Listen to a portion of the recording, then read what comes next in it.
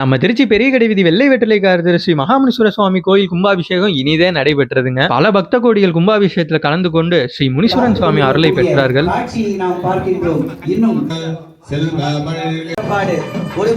இருக்கின்றது